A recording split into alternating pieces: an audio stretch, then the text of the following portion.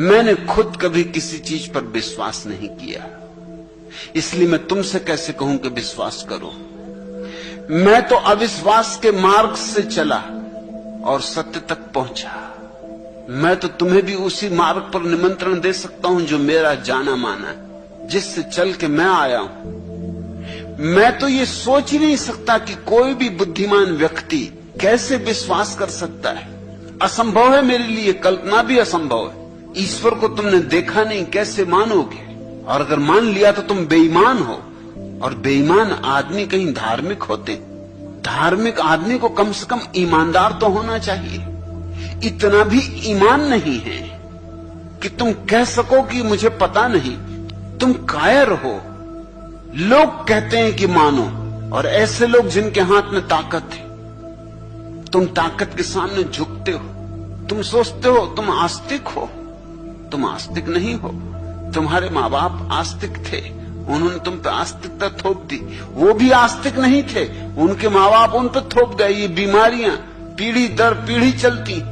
पंडित, पुरोहित, अध्यापक, राजनेता, वो सब आस्तिक है, मगर वो भी आस्तिक नहीं, उन पे भी थोपा गया है। इन सब के बीच ईमानदार आदमी पहला काम तो ये करेगा कि वो इस कूड़े कचरे को हटा के रख देगा। वो कहेगा जो मैं नहीं जानता हूं उसे कैसे मान सकता हूं। धार्मिक व्यक्ति जिज्ञासु होगा, विश्वासी नहीं। और जिसने विश्वास कर लिया उसके जीवन में श्रद्धा कभी पैदा नहीं होगी, क्योंकि उसने झूठे सिक्के पे भरोसा कर लिया। तो असली सिक्के की खोज कौन करेगा, क्यों करेगा?